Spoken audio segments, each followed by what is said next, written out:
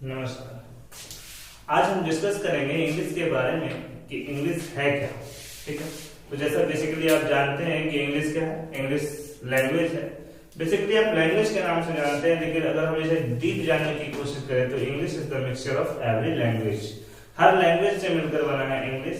English को जानने के लिए हमें कुछ लैंग्वेजेस को जानना पड़ेगा। मैं बिहार से हूँ और बिहार में दो वर्ड ऐसा भोजपुरी का यूज किया गया है जो धीरे से इंग्लिश में प्रवेश किया है। धीरे से कैसे, ध्यान से समझेंगे। पहला वर्ड है करेज। ठीक है, हमारे यहाँ किसी के साहस को पूछने के लिए बोला जाता है कि करेजवा हो रे, तो करेजवा हो वही इंग्लिश में आकर करेज बना, और करेज का मतलब साहस। और दूसरा वर्ड किसी से पूछ लिया जाए कहाँ घर है आपका या फिर कहाँ घर बा, तो जवाब देता है घर नियरे बा। घर नियरे बा मतलब, और बाद में इसे बोला गया I live near the post office. Near का मतलब पास होता है और हमारे भोजपुरी में भी नियर का मतलब पास ही होता है। तो इंग्लिश मिक्सचर है एवरी लैंग्वेज का। और जब इसे हिंदी में देखने की कोशिश करें तो हिंदी में आप जानते हैं मातृ से मदर बना, भ्रातृ से ब्रदर बना, त्रिकोणमिति से ट्रिग्नोमेट्री बना, और इसी तरह मैनी मोर लैंग्वेजेस मिलकर यहाँ पर बनाया गया है इंग्लिश को। इंग्लिश को बेसिकली हम दो रूपों में जानते हैं। इंग्लिश को पढ़ते क्यों है ये जानने के लिए हम सबसे पहले जानते हैं अरेंजमेंट ऑफ वर्ड्स को। ठीक है, क्योंकि सही तरीके से बोलने के लिए, समझने के लिए इंग्लिश को हमें इंग्लिश को समझना पड़ता है, जानना पड़ता है, क्योंकि शब्दों का सही प्रयोग इंग्लिश है। यानी कि ग्रामर में शब्दों को सही स्थान पर रखना, सही तरीके से रखना, किस प्रकार उनका यूज किया जा सकता है, इसी को समझने के लिए हम आज बेसिकली इंग्लिश का यूज सीखेंगे, इंग्लिश को जानेंगे कि इंग्लिश में पढ़ना क्या है, समझना क्या है। तो बेसिकली हम दो चीजें इसमें देखते हैं, एक होता है ग्रामर सेक्शन और एक होता है कॉम्प्रिहेंशन सेक्शन। हम लोग एक सेक्शन को लेकर चलते हैं और एक सेक्शन को छोड़कर चलते हैं। मतलब दैट मीन्स आप ग्रामर को लेकर चलते हैं और कॉम्प्रिहेंशन को कहीं भी छोड़ दिया जाता है। मतलब ना प्रैक्टिस करवाया जाता है ना कुछ करवाया जाता है। लेकिन कॉम्प्रिहेंशन भी उतना ही इम्पोर्टेंट है किसी भी एग्जाम के पॉइंट ऑफ व्यू से जितना कि इम्पोर्टेंट ग्रामर है। अगर किसी एग्जाम में 90 मार्क्स का ग्रामर आ रहा है तो इसका मतलब है वहां पर 90 मार्क्स का कॉम्प्रिहेंशन भी है। कॉम्प्रिहेंशन के साथ वोकैब डाला जाता है, इडियम्स डाला जाता है। तो बेसिकली हम जब देखते हैं इंग्लिश को तो इंग्लिश दो भागों में बढ़ जाता है, एक ग्रामर और एक होता है कॉम्प्रिहेंशन। कॉम्प्रिहेंशन का मतलब होता है समझ, किसी भी चीज को पढ़कर समझना, that is called comprehension. And next first one we have grammar. Grammar basically दो टाइप से पढ़ा जाता है। इसे हम दो टाइप से पढ़ते हैं, जिसे बोला जाता है पहला वन, फर्स्ट वन है फैक्चुअल, नेक्स्ट वन ये है एक मतलब फैक्चुअल मतलब फैक्ट पे बेसिस होता है, इसमें रूल्स को रट ली कहानी खत्म। और दूसरा होता है आपके सेकंड में है कॉन्सेप्चुअल। ठीक है, ये कॉन्सेप्ट होता है। ठीक है, तो बेसिकली हम जो सीखेंगे यहाँ पर ग्रामर के बारे में वो कॉन्सेप्ट ही सीखने वाले हैं। फैक्ट को हम दरकिनार करके चलेंगे, मतलब साइड रखेंगे और हम फैक्ट के बारे में बात करेंगे। क्यों? क्योंकि अगर आप फैक्ट सही से हम कॉन्सेप्ट के बारे में बात करेंगे, क्योंकि अगर हम कॉन्सेप्ट सही से जान सकते हैं, समझ सकते हैं, तो उसे हम उसके बाद हमें फैक्ट रखने या रूल्स रखने की कोई जरूरत नहीं होगी।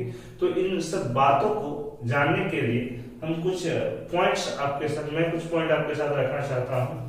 तो पहला पॉइंट अगर हम बोल सकते हैं, हमारे बिहार में बोला जाता है कि यहाँ पर चटनी भात बहुत फेमस है। ठीक है, चटनी भात ठंडा हो जाता है, टमाटर सस्ता, और गर्मी में अगर टमाटर सस्ता हो गया तो चटनी भात चलता है। तो घर में बोल दिया जाता है कि पापा को कूट के चटनी दे दो।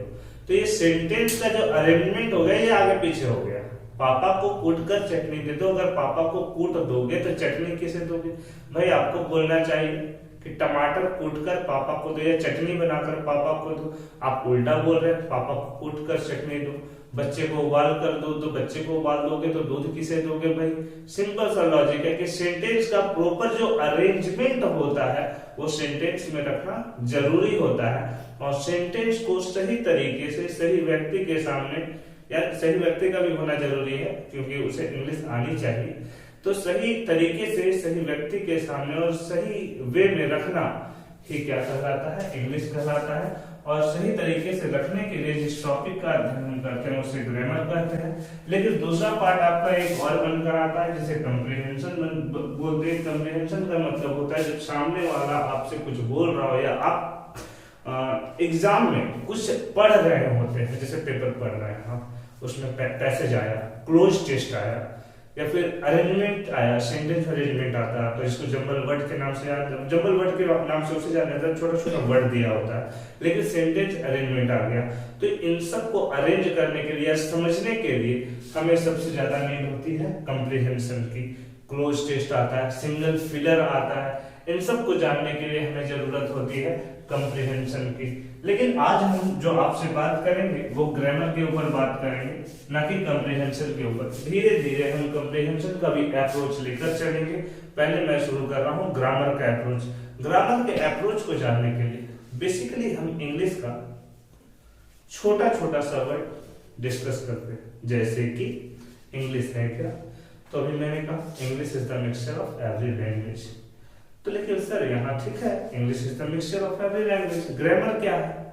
तो जो ऑर्गेनाइज करते हैं हम वर्ड्स को सही तरीके से सही जगह पर, ये ग्रामर है आपका। बस सर ठीक है, ग्रामर भी है। इंग्लिश में सबसे छोटा क्या है? तो पहले ग्रामर सबसे छोटा क्या है, सबसे बड़ा क्या है, ये जानने के लिए कुछ इंपॉर्टेंट पॉइंट पे ध्यान देंगे। अगर इंग्लिश लैंग्वेज में सबसे छोटा कुछ है तो वो है लेटर। लेटर से छोटा कुछ भी हो नहीं सकता। वैसे ठीक है, लेटर छोटा है, उससे बड़ा। अगर एक से अधिक लेटर आपस में मिला दिया जाए तो बन जाता है वर्ड, लेकिन उसका कोई मीनिंग होना चाहिए। अगर अर्थ नहीं निकलेगा तो वो सिंपल सा बात है कि वर्ड नहीं हो सकता। एज एग्जाम्पल, डॉग का मतलब आप जानते हैं, या गॉड का मतलब आप जानते हैं। तो डॉग और गॉड का मतलब आप जानते हैं, मगर क्या ये दोनों वर्ड है, ठीक है, ये दोनों वर्ड है।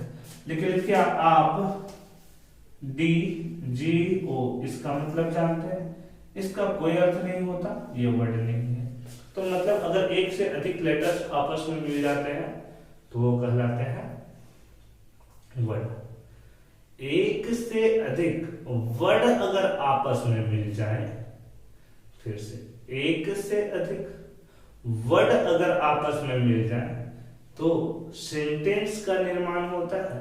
लेकिन सेंटेंस उसे ही कहते हैं जिसका कोई अर्थ निकले, दैट मीन्स सेंस निकले। जैसे कि आई लव इंडिया, तो आई लव इंडिया इसका मतलब है मैं भारत से प्यार करता हूं। लेकिन अगर मैं बोलूं कि लव इंडिया आई, तो इसका कोई मतलब नहीं निकलता, यानी कि ये सेंटेंस नहीं है। बेसिकली हम वर्ड को डिस्कस किए, सेंटेंस को डिस्कस किए।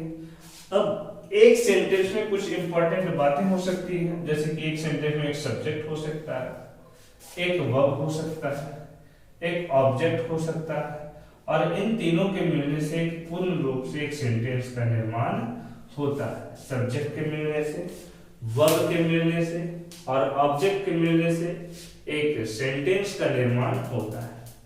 अब जब सेंटेंस का निर्माण हो गया तब देखते हैं जो लेटर होता है, ध्यान से देखिएगा, ठीक है। लेटर ये स्मॉलेस्ट यूनिट होता है, स्मॉलेस्ट यूनिट, ठीक है, स्मॉलेस्ट यूनिट होता है इंग्लिश लैंग्वेज में। बाद में आता है इसके बाद वर्ड, ठीक है।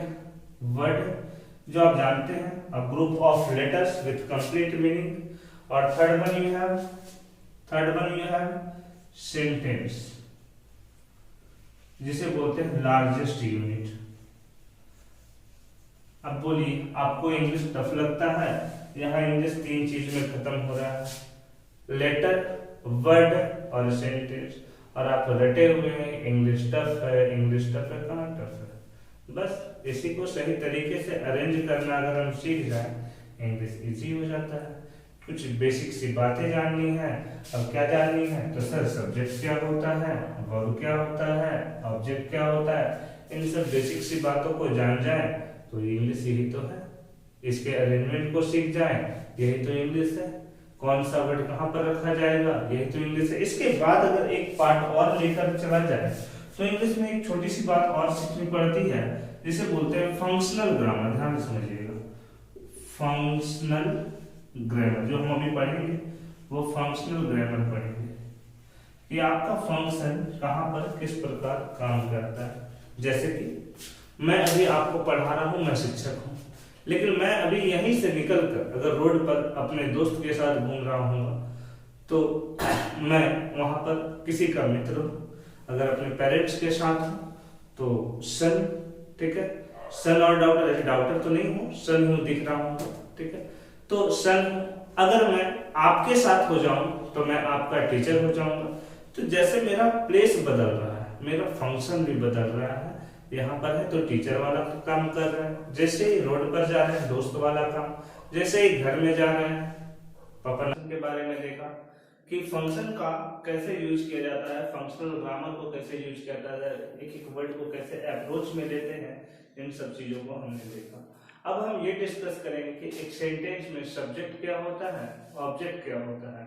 तो सब्जेक्ट को बेसिकली पहचानने का दो रास्ता हमारे पास होता है। एक, अगर हम हु से क्वेश्चन करें तो हमें सब्जेक्ट मिल जाता है, जैसे Ram killed Ravan, who killed Ravan, तो जवाब मिलेगा राम, तो हमें राम मिला, यानी कि राम सेंटेंस का सब्जेक्ट था।